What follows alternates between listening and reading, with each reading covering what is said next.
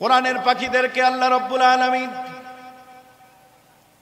এই দুনিয়াতে কেমন মর্যাদা দিলেন। আল্লাহর নবী বলতেছেন, ইন্নাল মালাইকাতা লা তাদউ আজনিহাতাহা রিদাল লিতালিবিল ইলম ওয়া ইন্না তালিবাল ইলমি ইস্তাগফিরু লাহু মান ফিস সামাওয়াতি ওয়াল আরদ হাত্তাল হিতানি ফিল মা। কোন বান্দা বান্দি কচি খুকা খুকি যখন ঘর থেকে বের হয়ে যায়, আল্লাহ নবী বলতেছেন ওই কোরআনের পাখি কোরআন শিক্ষার্থীর জন্য আল্লাহ নূরের তৈরি ফেরেশতারা তার পায়ের নিচে নূরের পাখা বিছায়া দেয়। ভাইরা আমার, পাখা বিছানো পর্যন্তই ক্ষান্ত হয় না। আকাশে যত সৃষ্টি আছে, জমিনে যত সৃষ্টি আছে, পাহাড় পর্বত বন জঙ্গলের ভিতরে যত সৃষ্টিকুল আছে, হাত্তাল হাইতানি ফিলমা, এমনকি সমুদ্রের ভিতরে যত মৎস্যরাজি আছে, সমস্ত সৃষ্টিকুল আল্লাহর কাছে তার জন্য দোয়া করে।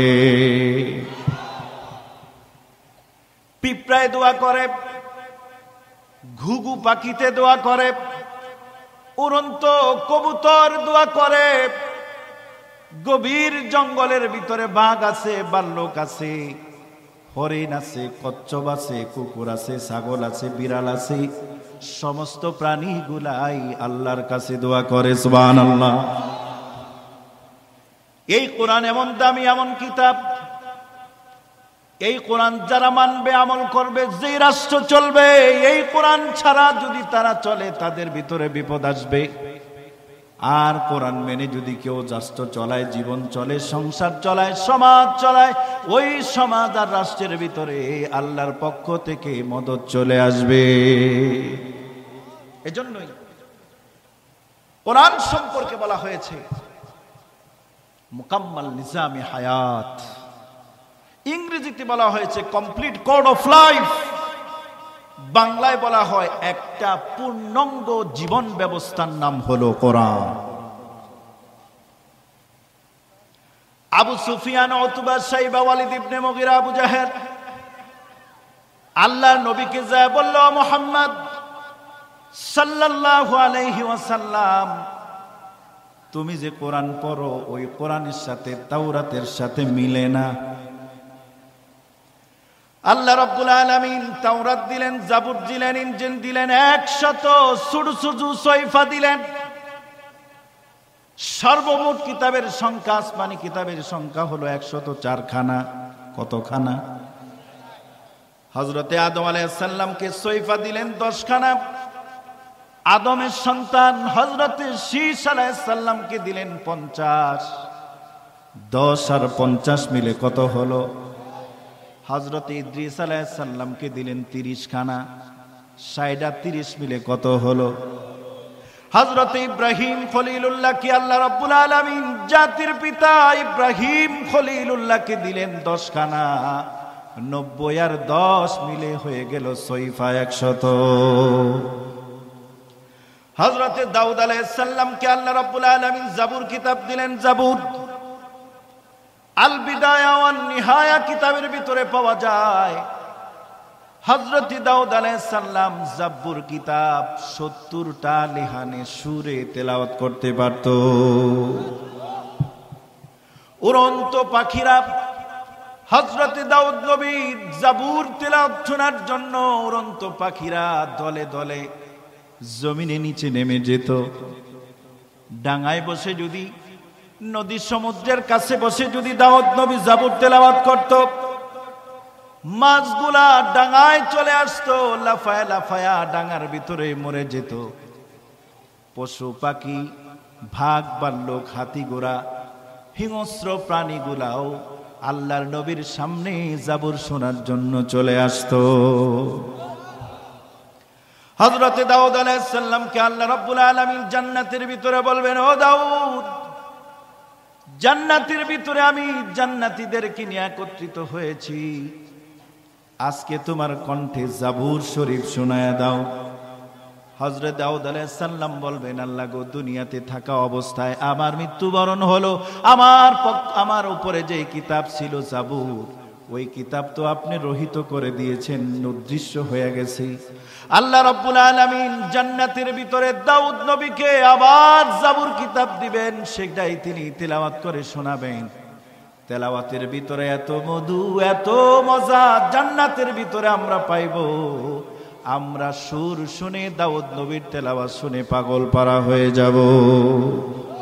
সমস্ত নবীদের মাথার মুকুট, সাইয়্যিদুল মুরসালিন রাহমাতাল লিল আলামিন, আফতাবে নবুওয়াত, সরদারে দো জাহান, সাইয়্যিদিনা শফিঈনা হাবিবানা মাওলানা মুহাম্মদ সাল্লাল্লাহু আলাইহি ওয়াসাল্লামের উপর, যাকে আল্লাহ রাব্বুল আলামিন আজ থেকে ১৫০০ বছর আগে শুধুমাত্র মানবতার মুক্তি আর কল্যাণের জন্য এই দুনিয়াতে প্রেরণ করলেন, যিনি আসলেন সমস্ত নবীদের পরে, আল্লাহ পাক মর্যাদা দিলেন সমস্ত নবীদের উপরে। এমন একটা কিতাব তিনি নিয়ে আসলেন, পরশ পাথর যেমন লোহার সাথে স্পর্শ লাগলে পরশ পাথরের সংস্পর্শে এসে লোহা সোনায় পরিণত হয়ে যায়, ঠিক তদ্রূপ আল্লাহ রাব্বুল আলামিন নবীজিকে এমন একখানা কিতাব দিলেন, যে কিতাবের সংস্পর্শে এসে আরবের জাহেল বর্বর মূর্খ মানুষগুলা সোনার মানুষে পরিণত হয়ে গেল। এই পৃথিবীতে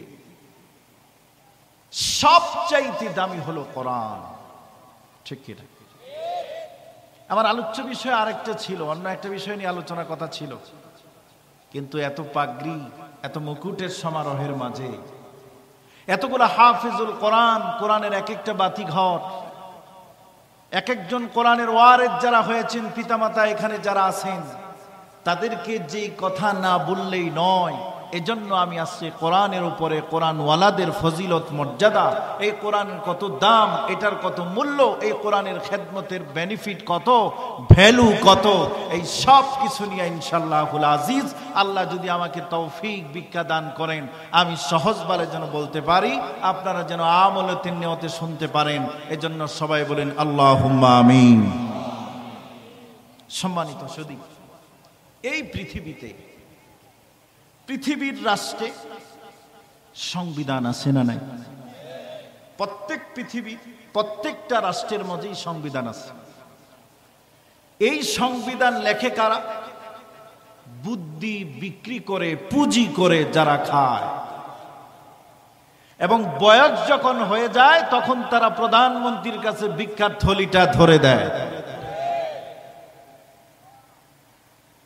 যারা সারা জীবন বুদ্ধিকে পুঁজি করে, বুদ্ধি বিক্রি করে যারা দেশ ও জাতির ইসলামের যারা ক্ষতি করলো, এর পরবর্তী শেষ সময় হয় কি, প্রধানমন্ত্রীর অনুদান ছাড়া ওদের চিকিৎসা হয় না।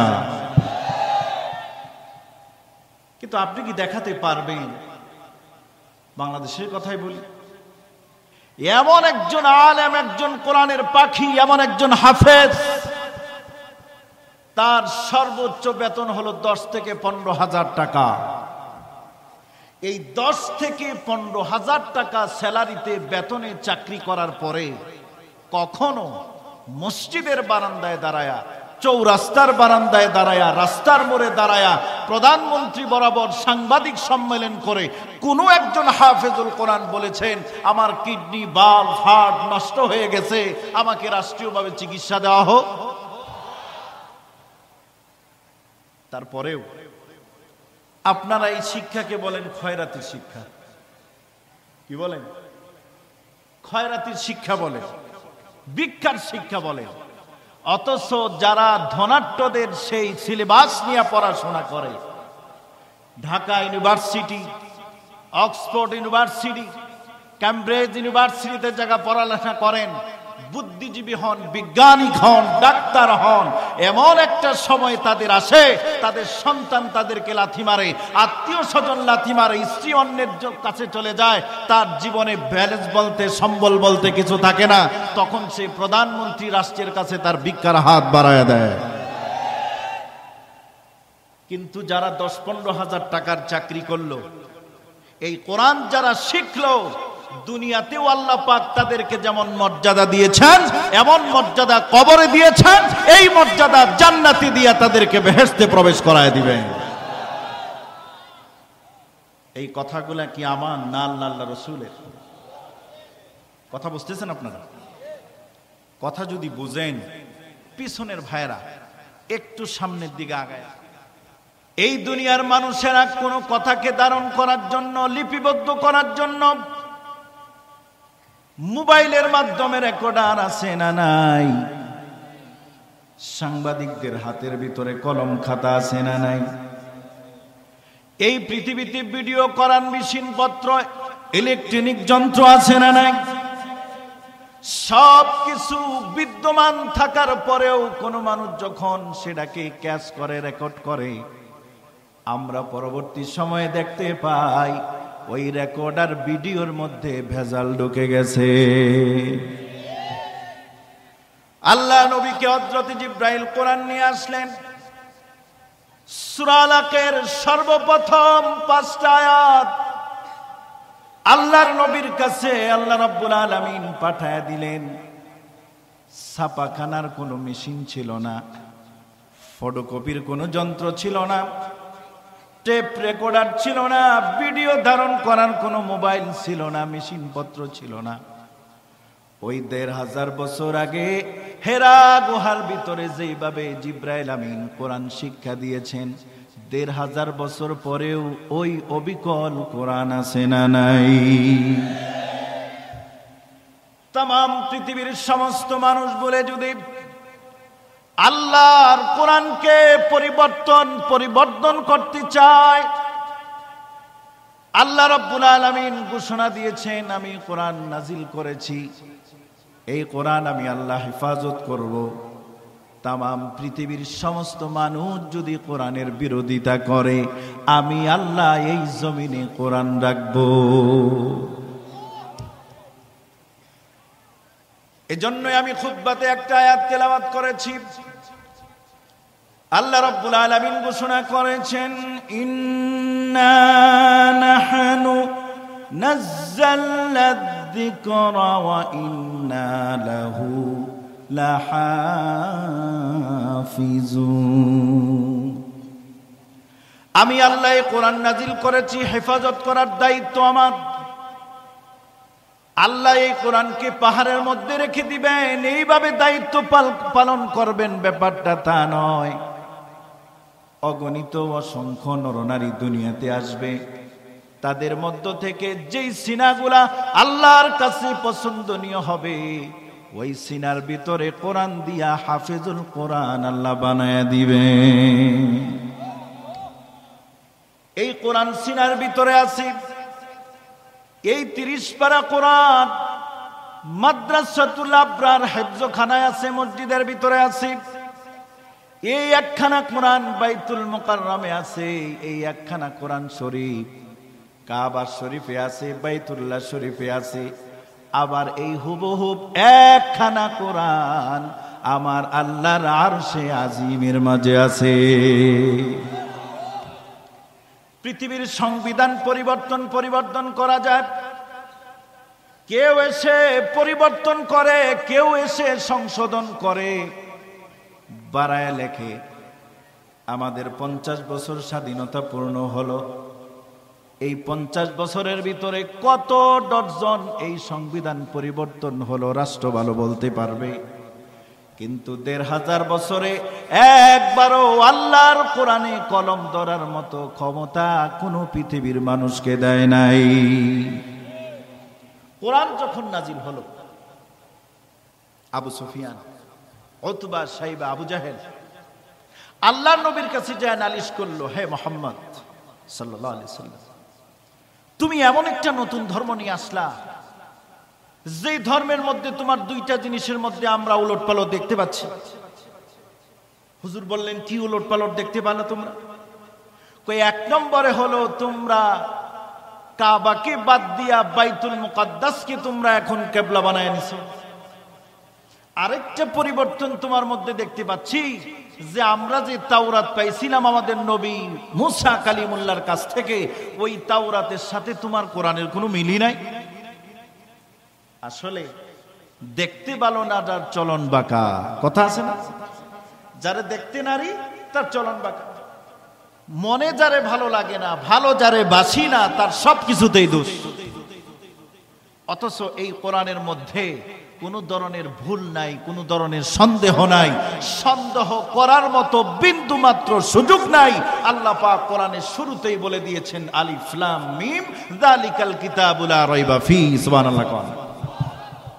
এই কিতাবের মধ্যে সন্দেহ করবা? এই কিতাবের মধ্যে কোন ধরনের সন্দেহ শোভা সংশয় থাকবে, এটার কোনো সুযোগ আমি আল্লাহ পাক রাখি না। পৃথিবীর মানুষ এটা বই যখন লেখে তখন সব মানুষ তার দুর্বলতা আত্মসমর্পণ আগে করে ভূমিকায়, ঠিক কিনা বলে? আমি নগণ্য মানুষ, জ্ঞান বুদ্ধি তেমন নাই, এটা বই লিখলাম, অনেক ভুল হয়ে যেতে পারে অজান্তে।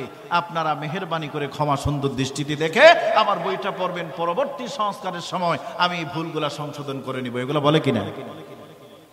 কিন্তু কোরআন আল্লাহ পাক শুরু করলেন কি দিয়া? আল্লাহর প্রশংসা দিয়া। সুবহানাল্লাহ জোরে কর না। আলহামদুলিল্লাহি রাব্বিল আলামিন। সমস্ত প্রশংসা মহান রব্বুল আলামিনের। পৃথিবীর মানুষেরা তাদের বই শুরু করে নিজের দুর্বলতা দিয়ে আত্মসমর্পণ করে, আমার আল্লাহ কোরআন শুরু করলেন রব্বুল আলামিনের প্রশংসা দিয়া।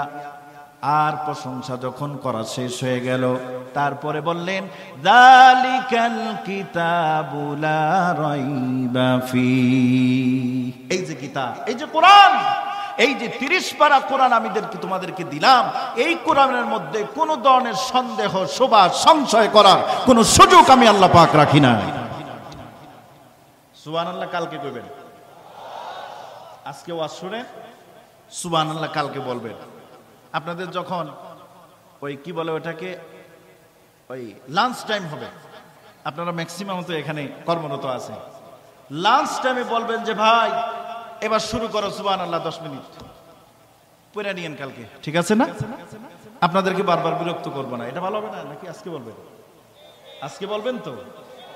আরে ভাই, এই কোরআন যে কত দামি, আর এই কোরআন যেখানে থাকে, কোরআন যারা পড়ে, কোরআন যারা পড়ায়, তাদের মর্যাদা, তাদের দাম কত বড়, এই কথাগুলো শোনার পরে আপনার দিলের ভিতরে আফসোস শুরু হয়ে যাবে, আমার সন্তান কখন কোরআনে হাফেজ হবে, আমি কখন কোরআনে হাফেজের পিতা হতে পারবো।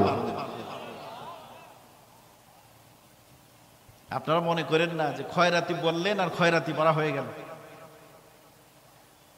আমরা বয়স হলো 35 আপ, 35 আপ, এই বয়সে যতগুলা মুরগি আর কলিজার কবুতরের রান খাইছি। আপনারা যারা ভ্যাকসিনকোর কোম্পানিতে এমডি জিবি যারা আছেন, ওরা এই কবুতরগুলা এখন পর্যন্ত চোখে দেখেনি নাই।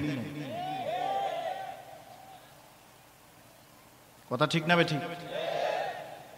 আপনি মিয়া সাহেব নিজে গরুর গোশত কিনেন না 600 টাকা কেজি দরের কারণে, ইমাম সাহেবকে দাওয়াত দিয়েছেন, হাফেজদেরকে দাওয়াত দিয়েছেন, খাওয়াবেন।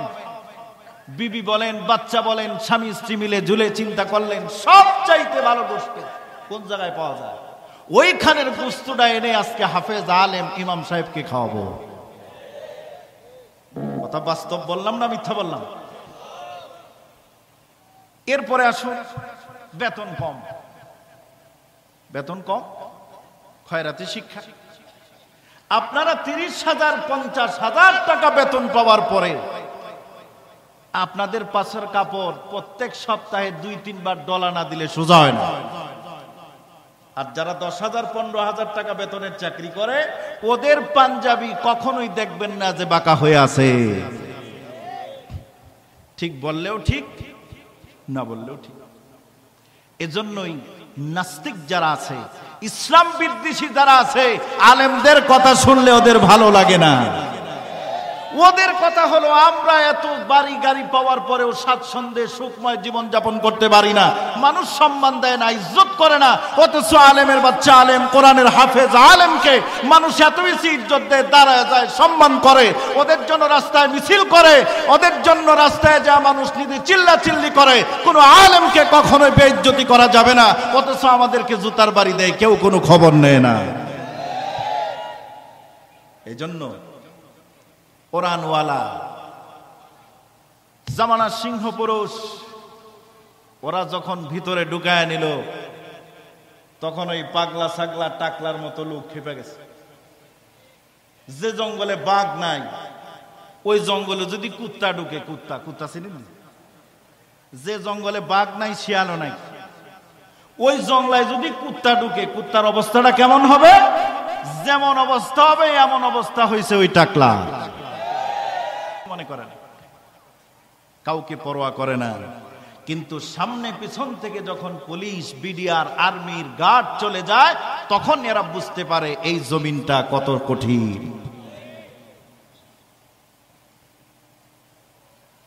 কোরআনের পাখিদেরকে আল্লাহ রাব্বুল আলামিন এই দুনিয়াতে কেমন মর্যাদা দিলেন। আল্লাহ নবী বলতেছেন, ইন্নাল মালাইকাতা লা তাদউ আজনিহাতাহা রিদাল লিতালিবিল ইলম ওয়া ইন্না তালিবাল ইলমি ইস্তাগফিরু লাহু মান ফিস সামাওয়াতি ওয়াল আরদ হাত্তাল হিতানি ফিল মা। কোন বান্দা বান্দি কচি খুকা খুকি যখন ঘর থেকে বের হয়ে যায়, আল্লাহ নবী বলতেছেন ওই কোরআনের পাখি, কোরআন শিক্ষার্থীর জন্য আল্লাহ নূরের তৈরি ফেরেশতারা তার পায়ের নিচে নূরের পাখা বিছায়া দেয়।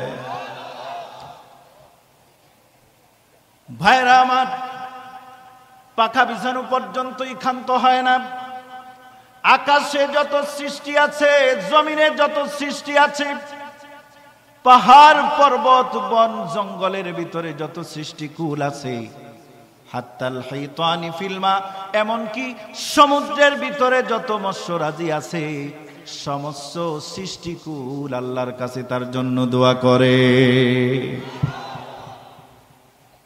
পিঁপড়ায় দোয়া করে, ঘুঘু পাখিতে দোয়া করে, উড়ন্ত কবুতর দোয়া করে, গভীর জঙ্গলের ভিতরে বাঘ আছে, ভাল্লুক আছে, হরিণ আছে, কচ্ছপ আছে, কুকুর আছে, ছাগল আছে, বিড়াল আছে, সমস্ত প্রাণীগুলাই আল্লাহর কাছে দোয়া করে। সুবহানাল্লাহ।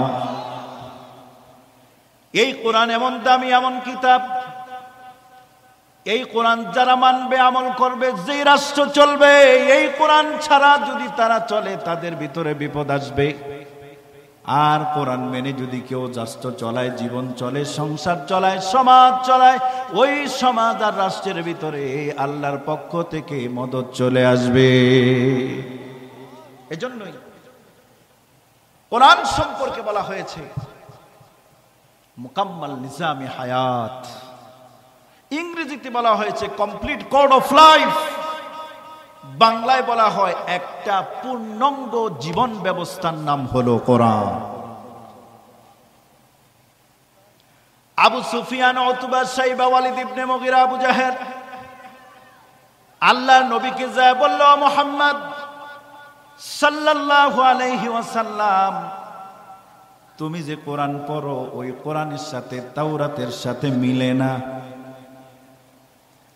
আল্লাহ রাব্বুল আলামিন তাওরাত দিলেন, জাবুর দিলেন, ইনজিল দিলেন, 100 সুরসুজু সহিফা দিলেন। সর্বমোট কিতাবের সংখ্যা, আসমানি কিতাবের সংখ্যা হলো 104 খানা। কতখানা? হযরতে আদম আলাইহিস সালামকে সহিফা দিলেন 10 খানা। আদমের সন্তান হযরতে শীস আলাইহিস সালামকে দিলেন 50। 10 আর 50 মিলে কত হলো?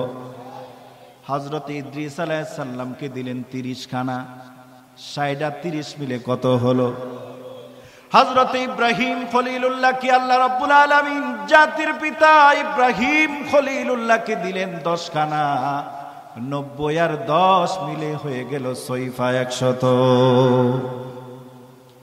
হযরতে দাউদ আলাইহিস সালামকে আল্লাহ রাব্বুল আলামিন জাবুর কিতাব দিলেন। জাবুর আল বিদায়া ওয়ান নিহায়া কিতাবের ভিতরে পাওয়া যায় হযরত দাউদ আলাইহিস সালাম জাবুর কিতাব 70টা লিহানে সুরে তেলাওয়াত করতে পারত।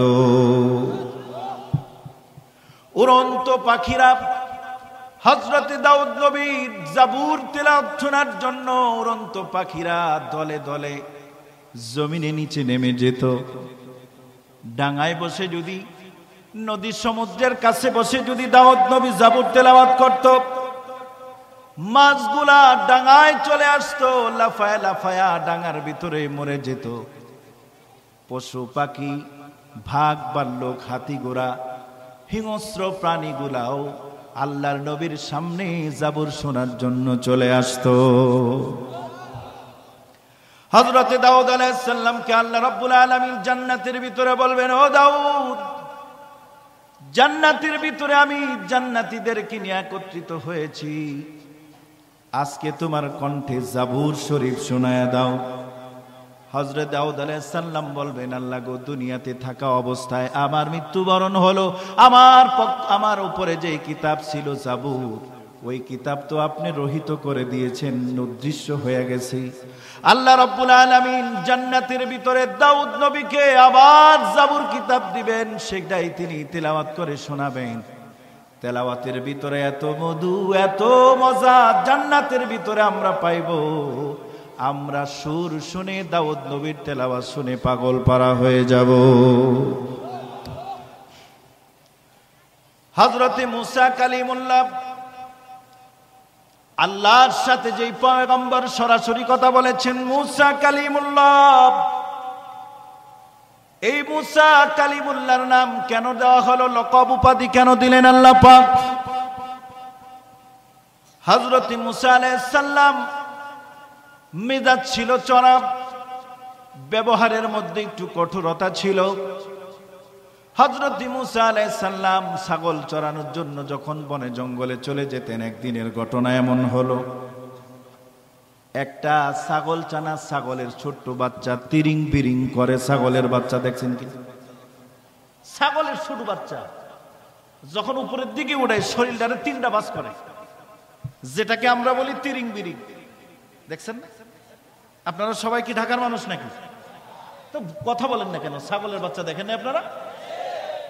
ওই ছাগলের বাচ্চা একটা খায় আর দুইটাই নাচে।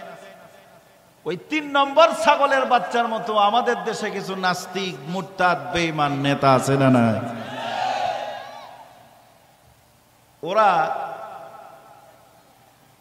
আলেম ওলামার যদি কোনো দোষ পায়, দেখবেন রাত 1টার সময় টেলিভিশন খুলছে, ওই বেটার ঘুম নাই, ওযু ছাড়াই হুজুরদের গালিগালাজ শুরু করছে। রাত কটা বাজে? আবার যদি প্রগতিশীল নামের ভণ্ড, প্রতারক, দুর্নীতিবাজ কোন ছাত্র সংগঠন কোন নারীকে লাঞ্ছিত করে, দেশের সম্পদ লুণ্ঠন করে, ধর্ষণ করে, খুন করে, ওদের ব্যাপারে কথা বলার জন্য হারিকেন জ্বালায়াও তাদেরকে খুঁজে পাওয়া যায় না। এই ছাগলের বাচ্চার দোষ শুধু দিলে হবে না, ওই ছাগলের বাচ্চার মতো কিছু নাস্তিক বেঈমান মুরতাদ আছে। একদিনের ঘটনা এমন হলো, ছাগলের ছোট্ট ছানা তিরিং বিরিং করে করে পাহাড়ের উপরে চলে গেছে। হযরত মুসা আলাইহিস সালাম ছাগল ছানাকে ধরার জন্য পিছন পিছন দৌড়াতে লাগলেন। দৌড়াতে দৌড়াতে দুপুর থেকে নিয়ে সন্ধ্যা পর্যন্ত দৌড়ালেন। মুসা নবী যায় একদিকে, ছাগলের বাচ্চা যায় আরেক দিকে। ছাগলের চরিত্র এরকম না? আপনি যেদিক যাবেন ও বিপরীত দিক যাবে। মুসার শরীরের ভিতরে গুসায় ক্রোধে একেবারে চোখ দুটা লাল হয়ে গেছে। এই দৃশ্য আকাশের মালিক, জমিনের মালিক, তামাম সবকিছুর মালিক আল্লাহ আরশ থেকে দেখেছেন। সন্ধ্যাবেলায় ছাগলের ছানা যখন এমনিতেই ধরা দিয়েছে, আল্লাহ মুসা নবীর কাণ্ড কারখানা দেখতেছেন। মুসা নবী ছাগলটাকে আছাড় মারলেন না, লাঠিও মারলেন না, লাঠি দিয়ে আঘাতও করলেন না। ছোট্ট ছানাটাকে আদর করে কলিজার সাথে লাগায়া বলতেছে, আহারে সারাদিন এ পথ ও পথ বের হয়ে এ পাহাড় থেকে আরেক পাহাড়ে ওঠে সারাদিন তুই দৌড়াদৌড়ি করে কিছু খেলেও না, শরীরটাকে ব্যথা করলি, তোর পেটের ভিতরে কোনো খাদ্য নাই, সাথে দিয়া তুই আমাকেও দিলি কষ্ট, আহারে ব্যাককাল বোকা। সুবহানাল্লাহ কইবেন না?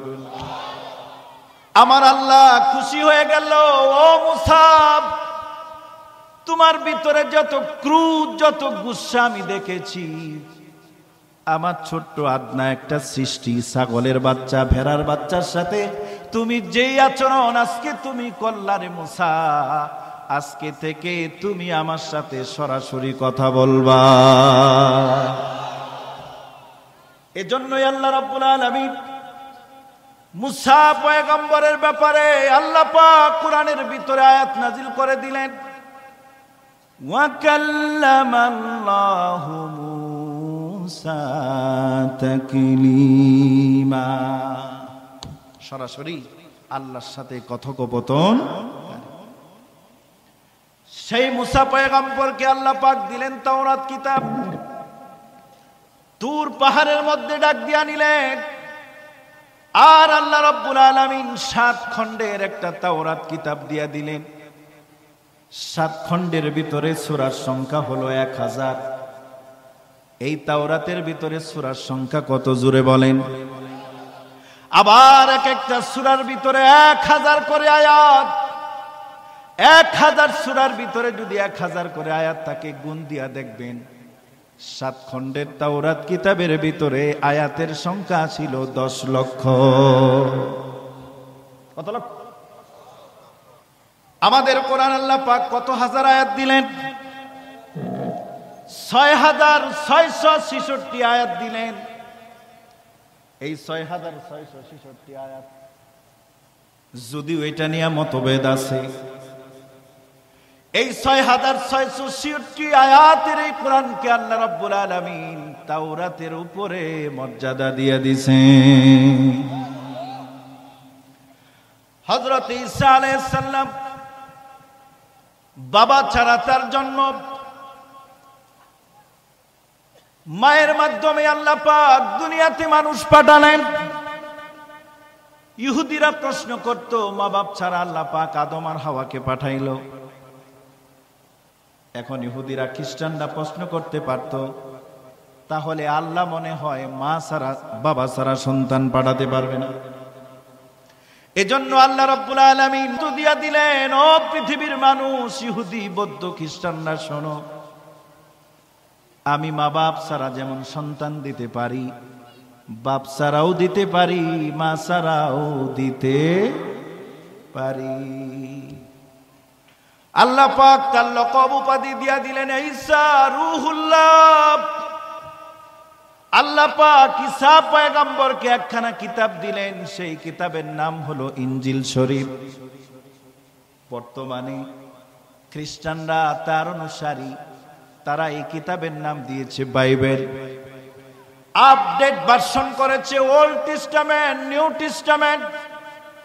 এই কিতাব যে তারা পড়ে, তারা মানে, তারা যে দাওয়াত দেয়, আল্লাহর পক্ষ থেকে 2000 বছর আগে ঈসা পয়গম্বরের কাছে যে ইনজিল ছিল, খ্রিস্টানরা পরিবর্তন করার পরে ওই ইনজিলের ভিতরে আল্লাহর দেওয়া একটা কথাও আজকের তাদের কিতাবের ভিতরে নাই। কেন নাই? কারণ নবী চলে গেছে, তার কিতাবের হুকুম বন্ধ হয়ে গেছে। নবী চলে গেছে, তার মুজিজাও খতম হয়ে গেছে। কিন্তু আখিরি নবী, বিশ্ব নবী, সমস্ত নবীদের নবী, শ্রেষ্ঠ নবী মুহাম্মদুর রাসূলুল্লাহ সাল্লাল্লাহু আলাইহি সাল্লাম পৃথিবী থেকে চলে গেছেন। তার মুজিজা তখনও ছিল, আজও আছে, কিয়ামত পর্যন্তও থাকবে। সুবহানাল্লাহ। 3000-এর উপরে হলো মুজিজা আমাদের নবীর। হযরত মুসা আলাইহিস সালামের মুজিজা ছিল লাঠি। এই লাঠি হাত থেকে সরায় দিলে, জমিনে ছড়ে দিলে, ফেলে দিলে হয়ে যেত সাপ। হযরতে মুসা আলাইহিস সালাম দুনিয়া থেকে চলে যাওয়ার পরে বনি ইসরাঈলরা একবারের জন্য মুসার লাঠিকে সাপ বানাতে পারে নাই। হযরতে দাউদ আলাইহিস সালামের মুজিজা ছিল হাত দিয়া কঠিন লোহা পদার্থকে যদি ধরতেন পানির মতো নরম হয়ে যেতেন, যেমন খুশি তেমন তিনি অস্ত্র নির্মাণ করতে পারত। হযরতে দাউদ পয়গম্বর দুনিয়া থেকে বিদায় হয়ে যাওয়ার পর তার অনুসারীরা, তার সাথীরা একটা লোহার টুকরাকেও পানি তো দূরে থাক মোমের মতো নরম করতে পারে নাই।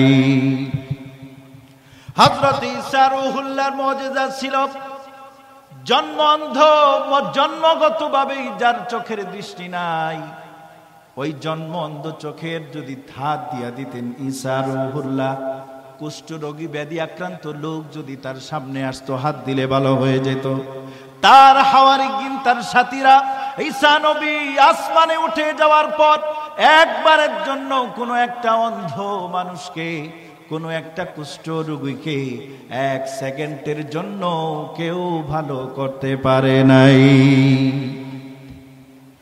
সুবহানাল্লাহ কাল কি বলবেন? ঠিক আছে, না না না বলার দরকারই নেই। এই জায়গাও যদি সুবহানাল্লাহ না কোন, তাইলে ডাইলে লবণ লইবেন কোন সময়? আপনারা ডাইল খাওয়ার পরে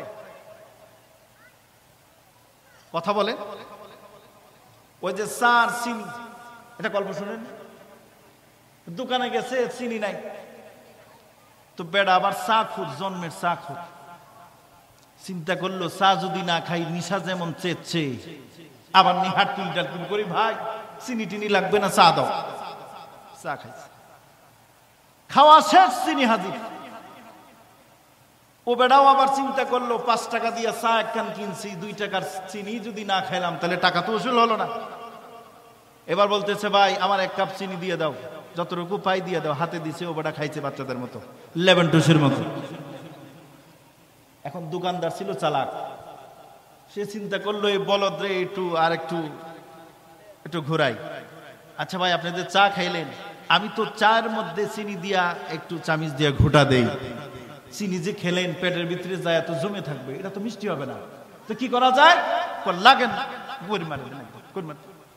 লাড্ডুমের মতো কতক্ষণ ঘুরলো, ঘুরে আর চাওয়ালা কয় ভাই কি হয়েছে নাকি? কয় না আর একটু ঘুরে, এখনো ভালো করে মিক্স হয় না, কারণ চা বেশি, আমি কখন চিনি মিক্স হবে এটা আমার চাইতে আপনি ভালো জানেন।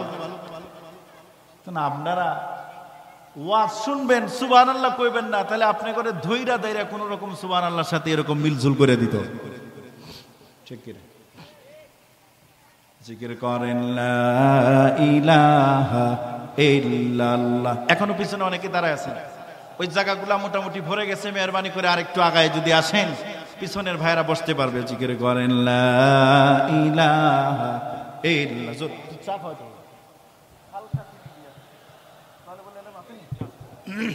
হালকা চিনি আদা। লা ইলাহা ইল্লাল্লাহু লা ইলাহা ইল্লাল্লাহ। জোরে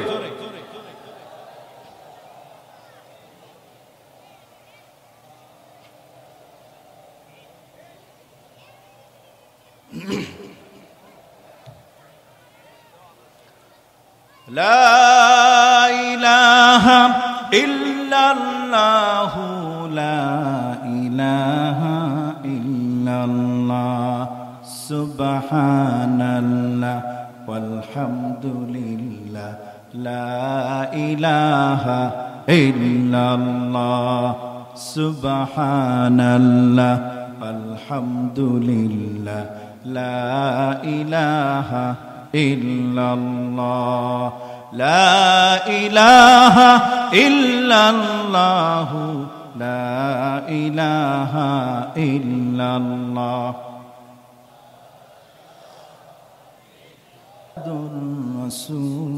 রাসূলুল্লাহ সাল্লাল্লাহু আলাইহি ওয়াসাল্লাম। আমার ভাইরা, হযরত ঈসা নবীকে আল্লাহ পাক দিলেন ইনজিল কিতাব, 100 সহিফা ছোট ছোট কিতাব, 3খানা বড় বড় কিতাব তাওরাত জাবুর ইনজিল। এই নবীরা চলে যাওয়ার পরে তাদের কিতাবের হুকুম রহিত হয়ে গেছে, কিন্তু আমাদের নবী বিশ্ব নবী মুহাম্মদুর রাসূলুল্লাহ সাল্লাল্লাহু আলাইহি ওয়াসাল্লামকে আল্লাহ রাব্বুল আলামিন যে কিতাব দিলেন শ্রেষ্ঠ কিতাব, ওই কিতাবের নাম হলো কোরআনুল কারীম। মক্কার কাফের মুশরিকরা যখন বলল এই কিতাব আল্লাহর পক্ষ থেকে না, আল্লাহ রাব্বুল আলামিন কোরআনুল কারীমের ভিতরে চ্যালেঞ্জ শুরু করে দিলেন, ও নবী আমার পক্ষ থেকে আবু জেহেল, উতবা, সাইবা, সুফিয়ান, ওয়ালিদ ইবনে মুগিরাকে জানায়া দেন, তারা যদি সন্দেহ করে এই কিতাব আমার পক্ষ থেকে নয়, তারা যেন এই কোরআনের মতো আরেকটা কোরআন বানায়। কোরআনের ভিতরে আল্লাহ রাব্বুল আলামিন চ্যালেঞ্জ শুরু করলেন, নবীর মাধ্যমে আয়াত নাজিল করে শোনায় দিলেন, قُلْ لَئِنِ اجْتَمَعَتِ الْإِنسُ وَالْجِنُّ عَلَى أَن يَأْتُوا بِمِثْلِ هَذَا الْقُرْآنِ لَا يَأْتُونَ بِمِثْلِهِ وَلَوْ كَانَ بَعْضُهُمْ لِبَعْضٍ ظَهِيرًا। আল্লাহ বললেন, ও নবী কাফেরদেরকে জানায় দেন, শুধু তারা না, শুধু জিন জাতি না, লাত, মানাত, উজ্জাত না, যাদের তারা পূজা করে, জিন মানুষ 360টা মূর্তির যারা পূজা করে, জিন মানুষ মিলে মূর্তিগুলাকে মিলে সমস্ত শক্তিকে একত্রিত করে যদি সম্ভব হয়, আমার কোরআনের মতো একখানা কোরআন তারা বানায়া দেখা। চ্যালেঞ্জ করলেন কে? ওয়ালিদ ইবনে মুগিরা ছিল জাত কবি,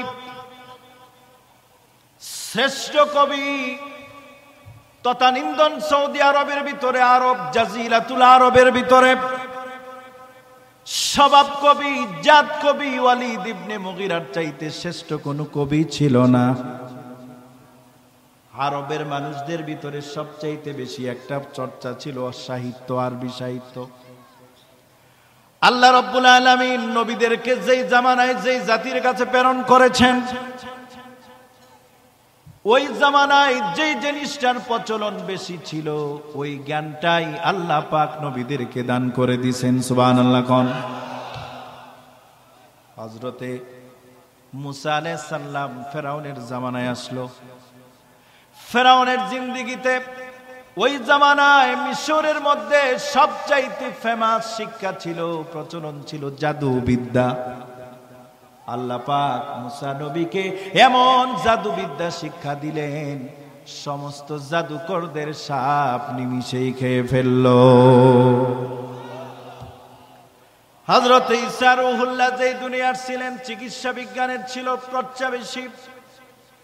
আল্লাহ রাব্বুল আলামিন ঈসা রূহুল্লাহকে এমন জ্ঞান দিলেন, চিকিৎসা বিজ্ঞান শিক্ষা দিলেন, ঔষধ লাগে না, ইনজেকশন দেওয়া লাগে না, কোভিড ভ্যাকসিনও নেওয়া লাগে না, শুধুমাত্র নবী যদি একটু হাত বুলায় দেয়, কুষ্ঠ অন্ধ রোগী ভালো হয়ে যায়।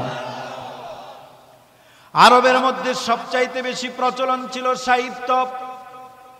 কবি সাহিত্যিকদের মেলা বসত, কাজ মেলা নামের একটা বাজার ছিল। সেই বাজারের ভিতরে ওই বাংলা একাডেমির ভিতরে ফেব্রুয়ারি মাসে যেমন বই উৎসব হয়, বই মেলা হয়, তথানিন্দন পৃথিবীতেও জাজিরাতুল আরবের ভিতরে সাহিত্যিকদেরকে নিয়ে মেলা বসত। ওই মেলার ভিতরে নোবেল প্রাইজ দিত, যেই প্রাইজগুলা ম্যাক্সিমামই পাইতো ওয়ালিদ ইবনে মুগীরা। আরে সুবহানাল্লাহ পড়ে, ওয়ালিদ ইবনে মুগীরার লাগে সুবহানাল্লাহ কোন। আপনারা তো বেজায় মুশকিল মানুষ। চায়ের লোকে চিনি আলাদা করে দিছি দিকে এত খেপছেন নাকি? যাক, চিনি ছাড়াই চা খাবেন, তারপরও বেজাগায় সুবহানাল্লাহ কইেন না। আল্লাহর মান সম্মান নষ্ট করে নাই, যে রেকর্ডও হচ্ছে, এই যদি বাংলাদেশের মানুষ শুনে কইব বক্তাও যেমন শ্রোতাও এমন, আগা যায় কুগা যায়, সুবহানাল্লাহ কইছে। ইজ্জত সম্মান থাকবো? ভাইরা আমার, ভাইরা আমার, ওয়ালিদ ইবনে মুগিরা ছিল সবচাইতে বেশি সাহিত্যিক, বাংলা একাডেমির পুরস্কার প্রাপ্ত একজন ব্যক্তিত্ব। আবু সুফিয়ান, আবু জাহেল, উতবা, সাইবা সবাই মিলে জুলে বলল, ওয়ালিদ তোমার কলমে তো ধার আছে, মেধা আছে, বুদ্ধি আছে, শক্তি আছে। এই কোরআনের চ্যালেঞ্জ যেহেতু মুহাম্মাদের আল্লাহ আমাদেরকে ছুড়ে দিয়েছেন, একটা কোরআনের মতো কোরআন তুমি বানায়া দেখাও। নাউজুবিল্লাহ। এই কোরআন যেন মানুষ শুনতে না পারে, এজন্য তারা করল কি, লা তাসমাউ লিহাদাল কুরআনি ওয়ালগাউ ফীহি লাআল্লাকুম তাগলিবুন। কোরআন যেখানে তেলাওয়াত করতেন আল্লাহর নবী, তার পাশে যায় গান বাজনা করে হট্টগোল শুরু করে দিয়া, যাতে করে মানুষ কোরআন শুনতে না পারে, পরিবেশটাই নষ্ট করে দিত। আজকের দুনিয়াতে এমন অনেক জায়গায় আছে, কোথাও যদি কোরআনের মাহফিল হয়, আলেমদের জন্য কোনো মজলিস হয়, এটাকে রদ করার জন্য, বন্ধ করার জন্য সেখানে ইসলাম বিরোধী শক্তিরা আবার মাহফিল ডাকে, যাতে উলামায়ে কেরামদের এই মজলিস হতে না পারে। আছে না নাই? এই সিস্টেম আজকের দুনিয়াতে নতুন না, ১৫০০ বছর আগেও ছিল। ওয়ালিদ ইবনে মুগিরা বলল, চিন্তা করো না, টেনশন করো না, রাতের ভিতরে আমি লিখে ফেলবো একটা কোরআন। কিন্তু ওয়ালিদ ইবনে মুগিরা সন্ধ্যা থেকে সকাল পর্যন্ত চেষ্টা করলো, ৬৬৬৬ আয়াতের মধ্যে একটা আয়াতও ওয়ালিদ ইবনে মুগিরা লিখতে পারে নাই। সুবহানাল্লাহ জোরে কোন। সকালবেলা আবু জাহেলের সামনে বলতেছে, লিডার বহু চেষ্টা করেছি, অনেক কালি ফুরাইছি, খাতার পর খাতা, দিস্তার পরে দিস্তা নষ্ট করেছি, কিন্তু একটা আয়াতও কোরআনের মতো লিখতে পারি নাই। সুবহানাল্লাহ। ওয়ালিদ ইবনে মুগিরাকে আবার বলল, তুমি আবার চেষ্টা করো ওয়ালিদ, তোমার যে প্রতিভা, তোমার যে মেধা বুদ্ধির ধার, তুমি তো ফেল করার লোক না, তুমি লিখতে পারবা। আমি এখন যে কথাগুলা বলতেছি, এই কথাগুলা কোরআনে আছে, তাফসিরে জালালাইনের প্রথম খণ্ডের ভিতরে আছে, আপনারা দেখে দেখে মিলাই নেবেন। ওয়ালিদ ইবনে মুগিরা স্যালেন্ডার করলো, আবু জাহেল আমার দ্বারা সম্ভব না, আমি পারবো না। তবে আমার কাছে এমনের একটা কবি সাহিত্যিক মেধাবী লোকের খবর আছে, যার নাম হলো লাবিদ। কি নাম? লাবিদ।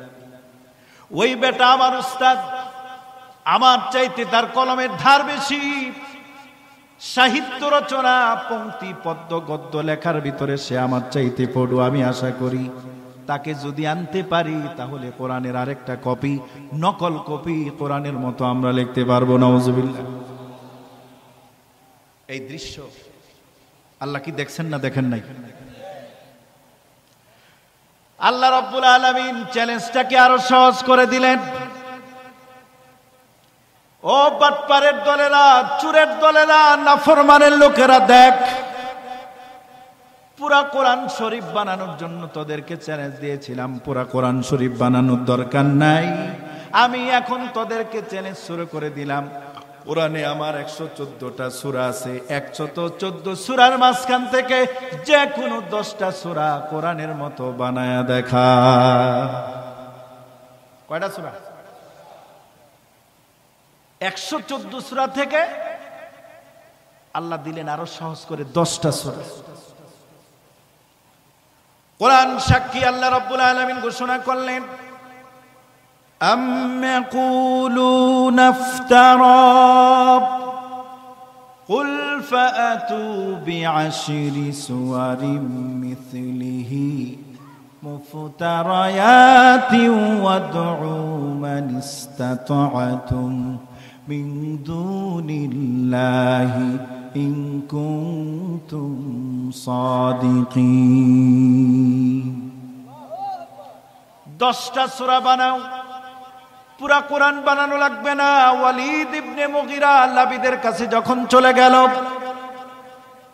লাবিদ শোনার পরে বলল, ওয়ালিদ তুমি সিলিন্ডার করলেও আমি সিলিন্ডার করব না, আমার জন্য কোনো ব্যাপারই না।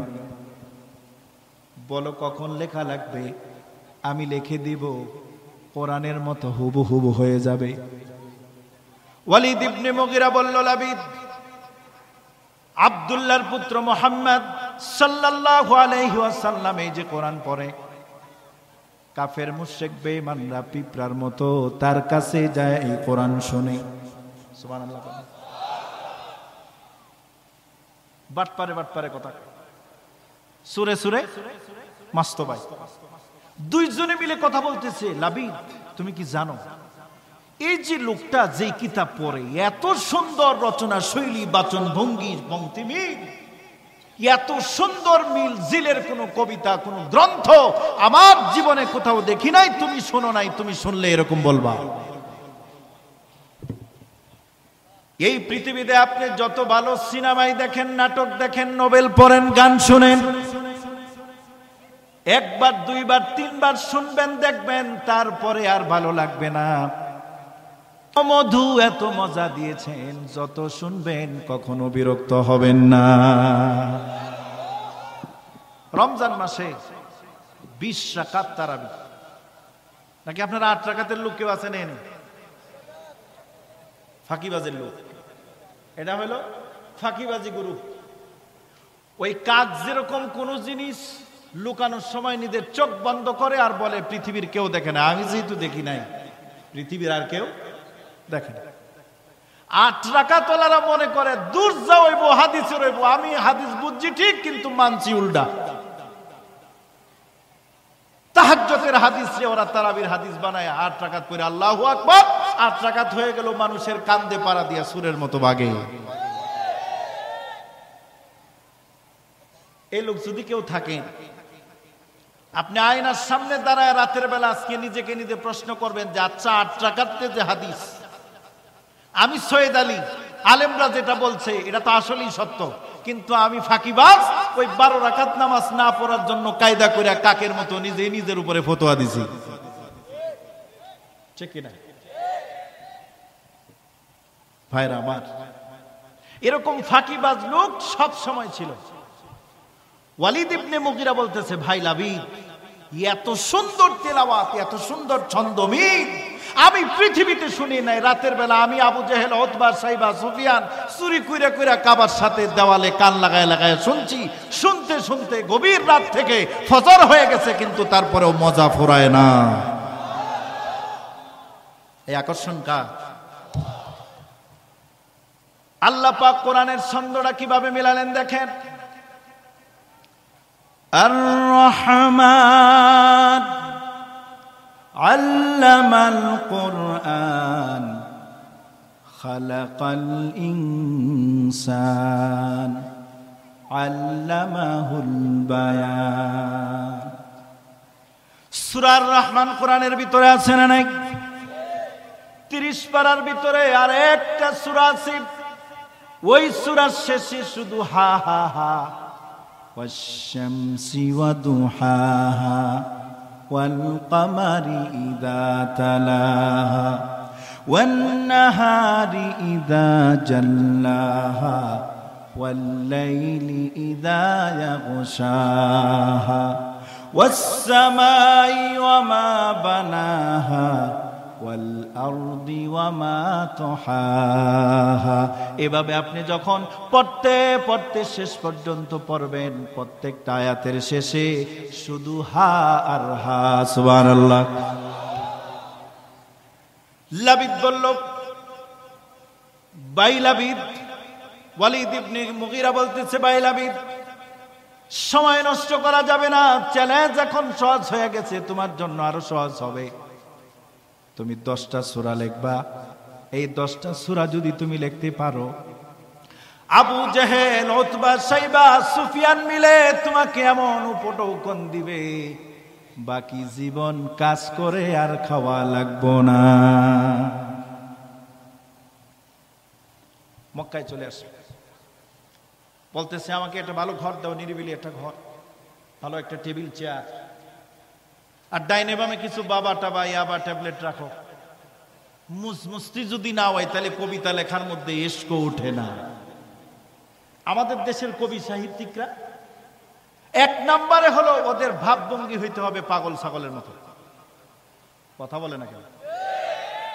2 নম্বরে হলো ওরা 1 সপ্তাহে গোসল করবে না। 3 নাম্বার, এদের শরীর থেকে পাড়ার গন্ধ না ছাগলের গন্ধ আসে, এটা পাড়াওয়ালা ভালো বলতে পারবে। এই বৈশিষ্ট্য যার ভিতরে থাকে ওরা হলো আপনার ওই বাংলা একাডেমির লিস্টেড কবি, তারা সাহিত্যিক, ঠিক কিনা জোরে কন।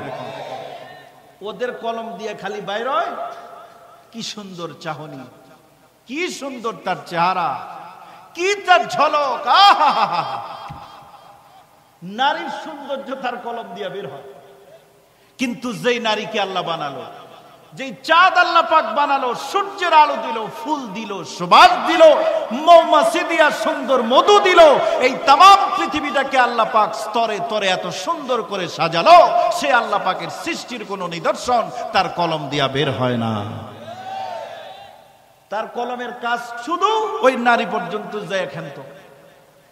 ওরা যে কি সমস্ত ভাষায় কবিতা লেখে, গদ্য লেখে, উপন্যাস লেখে, আবার বউয়ের বান্ধবী, মেয়ের বান্ধবীরে সুযোগ পাইলে বিবাহ কইরা ফেলে। কয় কবি তো, কবির জন্য সব জায়েজ, কিন্তু কোন আলেম বিবাহ করে বৈধ স্ত্রী নিয়ে কোথাও বেড়াতে যাবে, এটা করা যাবে না। কিন্তু বেশ্যালয়ে রাতের পর রাত ওই বেশ্যাদের জন্য আলাদা ক্লাব বানায় সেখানে মজমস্তি করা যাবে, কোনো অসুবিধা নাই।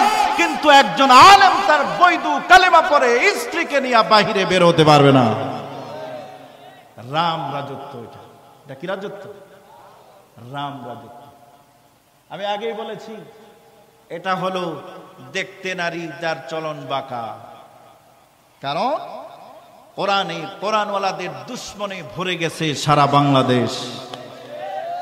পার্শ্ববর্তী দেশের প্রবঞ্চনায়, কুচক্রান্তের কারণে আজকে যারা ইসলামকে মুছে ফেলতে চাও, রাষ্ট্র ধর্মকে যারা বাদ দিতে চাও, আলেমদেরকে যারা জেলখানায় আবদ্ধ করতে চাও, জেনে রেখো সব যদি জেলখানায় ঢুকাও, তারপরেও এই জমিন 56,000 বর্গ মাইলের বাংলাদেশ, পার্শ্ববর্তী ওই ভারতের কোন শকুনের চোখ আমার এই বাংলাদেশে পতিত হতে পারবে না, পারবে না, পারবে না ইনশাআল্লাহ।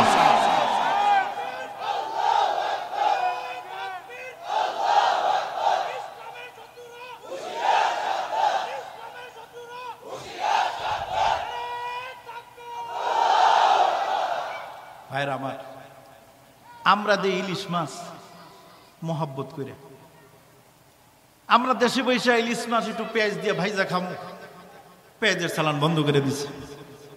চিন্তা করতে পারেন কত বড় সংকীর্ণপনা মানুষ হলে পরে এই চরিত্র দেখাতে পারে। আর ওদেরকে দোষ দিয়া লাভ কি? ওদের 130 কোটি মানুষের মধ্যে 60 লক্ষ মানুষের বাথরুম আছে, পায়খানা আছে, টয়লেট ওরা চিনে। আর বাকি যে মানুষগুলো আছে ওরা টয়লেট কি জিনিস, নারী আর পুরুষ, মা মেয়ে ছেলে নাতিপুতি সব মিলে জেলখানার বাইরের মতো আপনার খোলা জায়গায় পায়খানা করে। ওরা আবার আমাদেরকে শিখাইতে আছে আমরা উদার, আমরা বাঙালি, বাংলাদেশি, আমরা মুসলমান, আমাদের দিল সবার জন্য উন্মুক্ত, আমরা মেহমানদারি পছন্দ করি, আমরা কৃতজ্ঞতা বোধ আমাদের ভিতরে আছে। 71-এ তোমরা আমাদেরকে স্বাধীনতা অর্জনের পিছনে সহযোগিতা করো, এজন্য আমরা তোমাদেরকে ধন্যবাদ জানাই।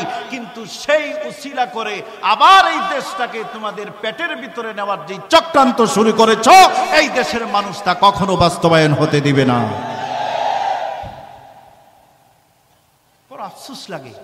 আমি কালকের বয়ানে বলেছি, কালকে না তার আগের দিন, মুন্সিগঞ্জে ভারতের যারা ক্ষমতাসীন বর্তমানে, তাদের একজন দায়িত্বশীল ব্যক্তি রজনাথ সিং না জানি কি জানি নাম, উনি বলছে ৭১-এর যুদ্ধ বাংলাদেশের সাথে পাকিস্তানের ছিল না, ৭১-এর যুদ্ধ ছিল পাক ভারতের। চিন্তা করতে পারে? ৩০ লক্ষ শহীদের বিনিময়ে আপামর জনতা, মেহনতি মানুষ, মূর্খ মানুষ, শিক্ষিত মানুষ, গ্রামগঞ্জ, শহর বন্দর সব মানুষ মিলে নিরস্ত্র মানুষগুলা হাতিয়ার নিয়ে নিজের জীবনকে বাজি রেখে ৭১-এর যুদ্ধ করে আমার এই দেশকে স্বাধীন করলো। তারা বলে তারা যুদ্ধ করে স্বাধীন করছে আর আমরা কচু খাইছি বয়ে বইয়া। পীড়িত ভালো, বেশি পীড়িত ভালো না, অতিভুক্তি চুরির লক্ষণ। কোরআনে পাকে আল্লাহ পাক বলছেন, তুমি যাই করো না করো, বেদিন মুশরিক অগ্নি পূজারীদেরকে কখনো বন্ধুরূপে গ্রহণ করো না। আল্লাহ বলছেন, আমি বলছি। কথা অনেক লম্বা হয়ে যাচ্ছে, সংক্ষেপ করে ফেলি। ভাইরা আমার, আমাদের স্বাধীনতা আমাদেরকে রক্ষা করা লাগবে, দলমত নির্বিশেষে যে যে দলই করেন না কেন, কিন্তু দেশটা তো আমার। আমরা নিয়ে যাই সাংবাদিক, আমরা পতাকা বৈঠকের নামে মিষ্টি দেই, পরের দিন আমাদেরকে সীমান্তে হত্যার লাশ দেয়। এই প্রীতির পাছামারি ইমারি, এই প্রীতের পাছায় বাস দেয়, এই প্রীতের দরকার নয়। ভারত পাকিস্তান সীমান্ত, ভারত চীন সীমান্তের মধ্যে তোমরা একটা লাশ যদি ফালাও, তখন পরের দিনই তোমাদের পাতলা পায়খানা শুরু হয়ে যায়। ব্যাককলের বউ সবার ভাবি, বাংলাদেশকে খাড়ু মনে করছো, ছোট মনে করছো, দেশ ছোট, মুসলমান সংখ্যা কম, সৈন্য কম। আরে এই দেশের মানুষরা ৭১-এ যুদ্ধ করেছিল আল্লাহর উপরে তাওয়াক্কুল করে, এজন্য তারা স্লোগান দিয়েছিল নারায়ে তাকবীর, আল্লাহু আকবার। আমার আলোচ্য বিষয় অন্যদিকে চলে যাচ্ছে। ওয়ালিদ ইবনে মুগীরা লাবিদকে বলল, ভাই চ্যালেঞ্জ এখন সহজ হয়ে আসছে, খাটো হয়ে আসছে, 10টা সূরা বানাইলেই তুমি পুরস্কার পাই যাবে। লাবিদ আসছে, আলাদা রুম দেওয়া হলো, ইয়াবা, ট্যাবলেট, লাল পানি, নীল পানি, পরিমনির বাসার থেকেও কিছু আইনে দিছে, কারণ করোনার মধ্যে তো স্টকে ছিল না। তো চিন্তা করলো ব্যবসার বাড়িতে আছে, ওখান থেকে কিছু আইনে আপাতত দেখ। কথা ঠিক আছে? ক্যামেরা দেখলো লাল পানি, নীল পানি, ও কয় এগুলা হলো সাজায় রাখছে। আচ্ছা চিন্তা করেন, ঘরের ভিতরে কেউ পায়খানা ইচ্ছা করে কেউ সুগন্ধি লাগায় নাকি? বাথরুম থেকে পায়খানা না ঘরের দেওয়ালে ছাপ দিয়ে দিছে আর বলছে যে এটা আমার বড় শখ। এটা যদি কেউ পারে তাহলে ওর কথাও ঠিক আছে। ও বেটা সারা রাত লেখে আর মুছে, লেখে আর মুছে, লেখে আর মুছে, সুবহানাল্লাহ। সকালবেলা উঠা ওয়ালিদ ইবনে মুগীরা আগে আসছে, কারণ দায়িত্বটা যেহেতু সে নিছে, এজন্য আগে খবর নিতে আসছে যে বস খবর কি? কই জুইত না, কি না, কই আজকে রাইতে তেমন যুদ্ধ করতে পারি নাই, আজকে খালি আগামী রাত্রিতে হয়ে যাবে। কারণ ও বেটা বুঝছে যে এখানে আমি কেন, আমার 14 গোষ্ঠীও যদি, আমার সব দেবতাগুলোকে যদি একত্রিত করি, এই কোরআনের একটা অক্ষর আয়াত লেখা সম্ভব না। এই কথা আবু জাহেল, আবু সুফিয়ান বুঝে নাই, বুঝছে কে? কে বুঝছে? আল্লাহ পাক নতুন ফরমান জারি করে দিলেন।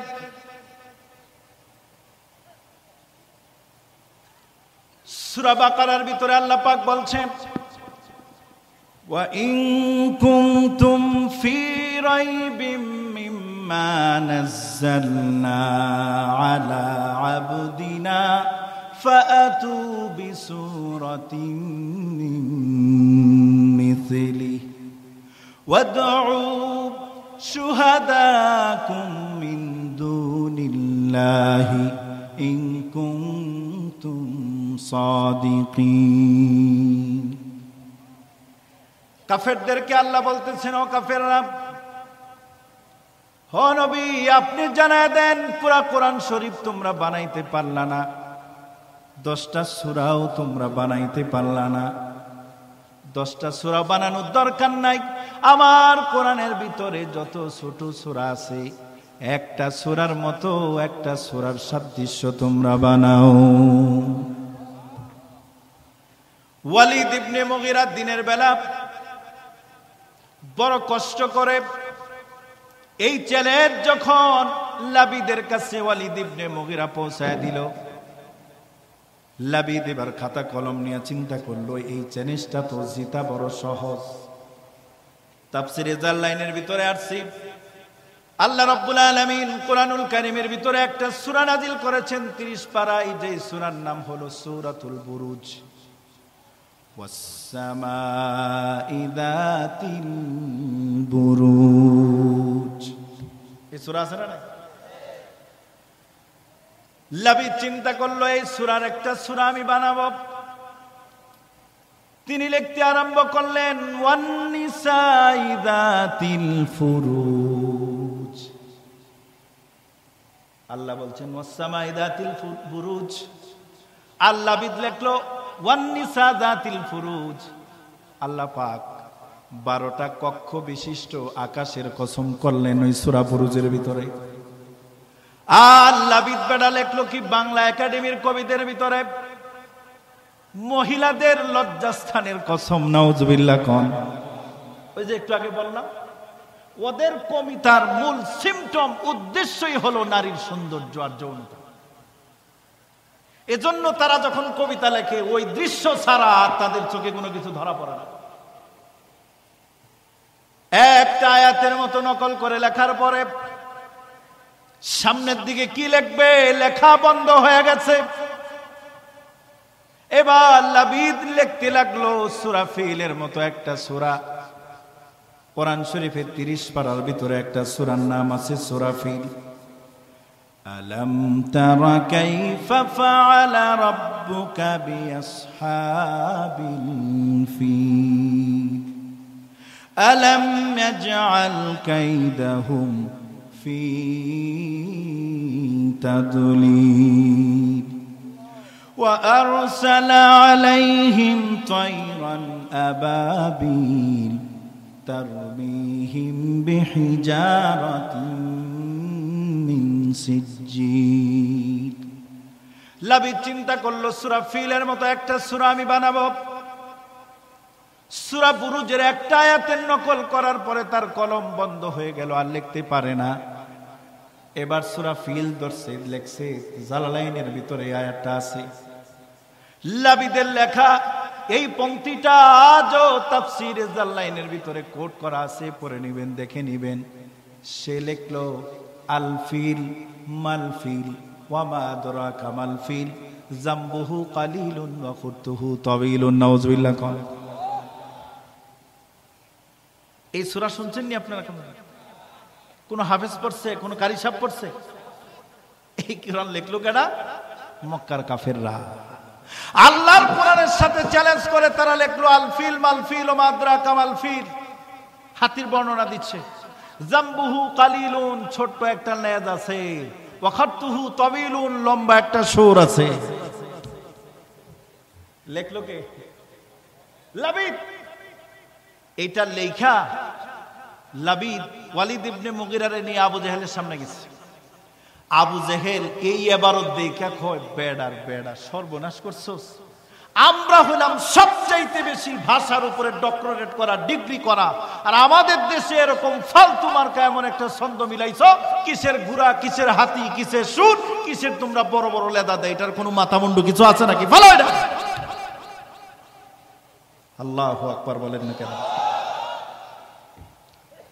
লাবিদ এবার চাপ দিল ওয়ালিদ ইবনে মুগীরা, লাবিদ তোমারে আনলাম, ইজ্জত সম্মান তুমি খোয়াই দিলাম, মিয়া আজকে রাত্রে যেমনি হোক একটা সূরা তুমি বানাও।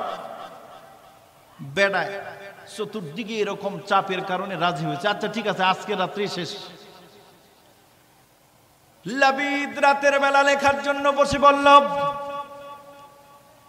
আর জানালা খুলে দিয়া পূর্ব গগনের দিকে তাকায় থাকে, কখন সূর্য উঠবে, সকাল হবে, আমি ভাগবো। সুবহানাল্লাহ। একটা কাগজের ভিতরে লাবিদ সুন্দর করে লিখলো, ও মক্কার মানুষেরা তোমরা শোনো, লাইসা হাযা কালামুল বাশার। আমি যে কোরআনকে চ্যালেঞ্জ করার জন্য, চ্যালেঞ্জের মোকাবেলা করার জন্য, যে কোরআন লেখার জন্য আমাকে হায়ার করে আনা হলো, এই কোরআন মানুষের বানানো না, জিনের বানানো না, কোন মানুষের বানানো না, আব্দুল্লাহর পুত্র মুহাম্মদের বানানো না। এই কোরআন এত দামি, এত মজবুত, এত সুন্দর কোরআন, যেটা আল্লাহ ছাড়া কেউ বানাতে পারবে না। সকালবেলায় লাবিদ ছোট্ট একটা কাগজের ভিতরে লাইসা হাযা কালামিল বাশার এই কথাটা লেখে কাবা শরীফের দেওয়ালের ভিতরে লাগায়া, বোতল টুতুল নিয়া, ট্যাবলেট টুবলেট নিয়া বস্তায় ভরে রওনা দিছে ইয়ামানের দিকে চলে গেছে ভাগছে। আবু জাহেল, উতবা, শাইবা, ওয়ালিদ ইবনে মুগীরা সকালবেলায় ঘুম ভাঙার পরে চলে আসছে কাবার কাছে। লাবিদ যে ঘরের কাছে ছিল ওই ঘরের ভিতরে চলে আসছে, আইসা দেখে লাবিদ নাই, কিন্তু কাবার পাশে, কাবার দরজার ভিতরে একটা কাগজ লেখা, শত শত মানুষ পড়তেছে। আবু জেহেল, উতবা, শাইবা ওই নোটিশটা পড়ার পরেও বুঝলো যাওয়ার আগে লাবিদ সাক্ষী দিয়া গেছে এই কোরআন যেন তেন কোন কোরআন না, এই কোরআন স্বয়ং আল্লাহ। এজন্য আল্লাহ রাব্বুল আলামিন এই কোরআন যারা পড়বে, যারা শিখবে, বুখারী শরীফের ভিতরে আসছে খায়রুকুম মান তাআল্লামুল কুরআন ওয়া আল্লামা। এই দুনিয়াতে যত মানুষ আছে সমস্ত মানুষের মাঝে শ্রেষ্ঠতম মানুষ হলো যারা কোরআন পড়ে আর পড়ায়।